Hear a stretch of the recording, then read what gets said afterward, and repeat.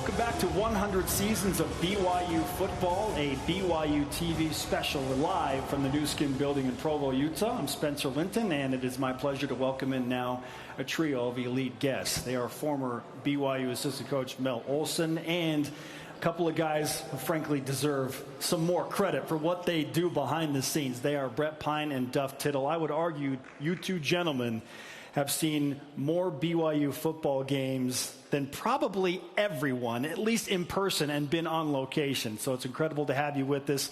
And recently you have written a book, 100 Years of BYU Football. Congratulations to both of you on that. Thank you. Good job. Thanks, Lavell.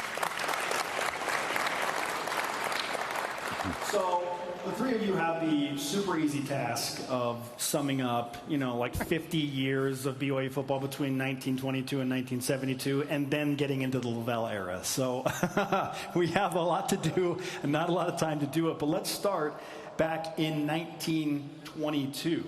And Duff, we'll begin with you. If you could just sum up what BYU football was at the time they had it reinstated and they finally played that first game in October of 1922, where was the program at that juncture? Well, the time period between the late 1800s, when it wasn't played, up until 1921, they tried to keep the game alive. So there was intramural games and things like that going on. And then a freshman team appeared in 21 that set the stage for the first intercollegiate team in 22. That pretty much sums it up, 22 anyway. Okay, so Brett, they get into that first season, and things didn't exactly start quickly for BYU football. This was a very, very slow build. So for those that are new to the histories, what was the state of BYU football, even for the first 2 decades? Well, I think an interesting point is from the very beginning, all the people, and knowing the current people as I do, they all care so much about getting better and always the stewardship they have. Right after the first season, the coaches, they reached out to Newt Rockne and asked him to come out and help with what they were doing. And that showed you their commitment, and there's some interesting ways in which they got him to come out. And then 2 years later, Newt was so impressed, he had our coaches come out to South Bend to see what they were doing. And so it began the process of how do we get better, how do we make this an excellent product, and that continues to this day. So some investment clearly went into BYU football, and then the idea of fans and support and stadiums. When did that really start to take a hold in the community of Brigham Young University, not just in Provo, but when did it start to expand out where people were really embracing BYU football? Duff, what do you think? So I think the initial stadium was up on upper campus, maybe seat a few hundred people, and then eventually was where the Richards building now stands. There's about 5,000 in that first year, expanded to about 10,000. There wasn't a lot of winning seasons throughout that time period, but there was very much an interest in the community with the fans and wanting to do more. And so then towards the early 1960s, they were looking like, well, we're filling this thing up. We're putting 12,000 people in a 10,000 seat stadium, and it's time to expand. And President Wilkinson was the president at that time and had the vision to look forward and say, hey, we got to get something bigger that will match the fan interest in the local community.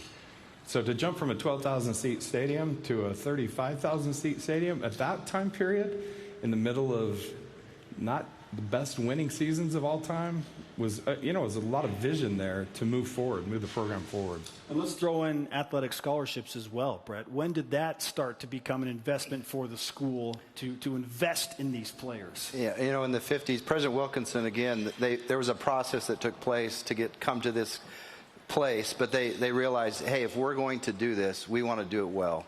And to do it well, we need to compete on the same playing field as other people. And there was other institutions that were offering scholarships to different levels. And so BYU made that investment, and they said, hey, we want to do this right. We need to do it this way. And, again, it goes to your leadership, the president, again, the stadium you mentioned, those kinds of decisions. As, Lavell Edwards, we get into talking to Mel, and Mel was a player coming into the 60s, but coming around the corner, which they probably didn't know, but there was a good thing coming around the corner. So, all right, that's the perfect segue into Mel.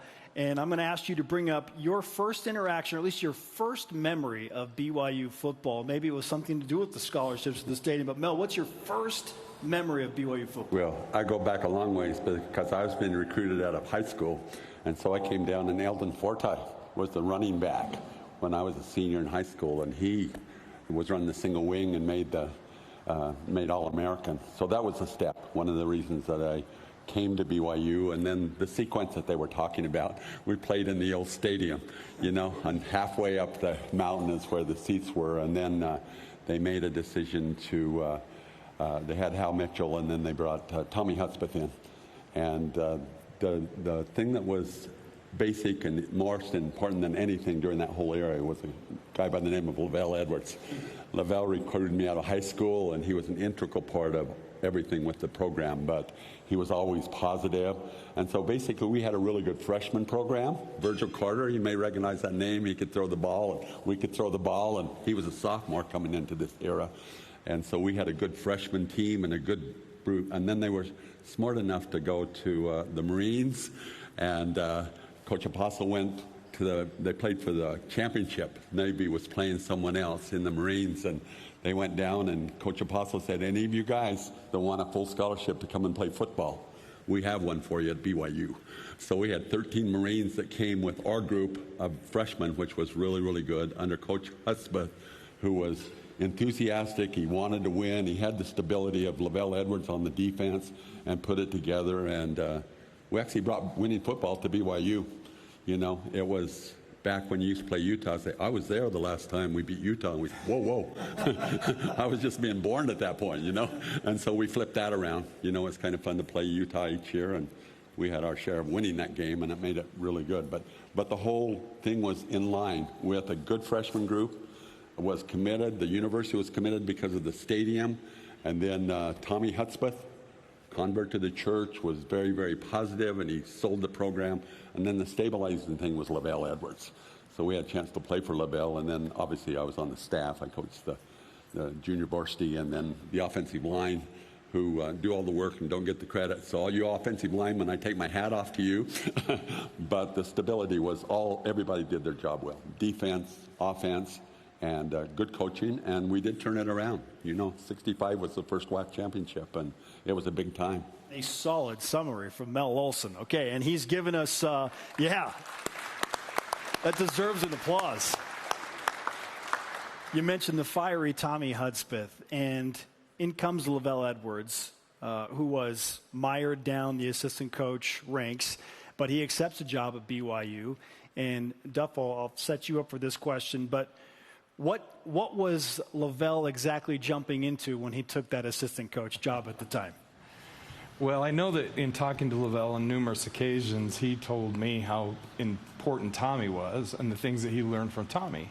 And I think that was a building block for him, as he was seeing things that happened with the 65 team and the 66 team that could actually win and throwing the football. And I think Lavell was taking good notes. It's probably a better question for Patty when you have her on a little later.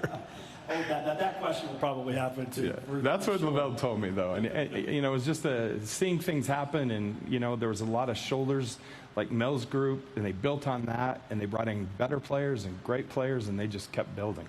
Now, I'd like to close out this segment with a quote from Lavell Edwards. He said, "My credentials," and this is when he took over the BYU football program in the early 1970s, "my credentials weren't very impressive. In 18 seasons of coaching, I'd been associated with just 6 winning seasons. I didn't have the usual background or experience, but the BYU administration and the people in athletics knew me well, and I guess they thought I could do the job."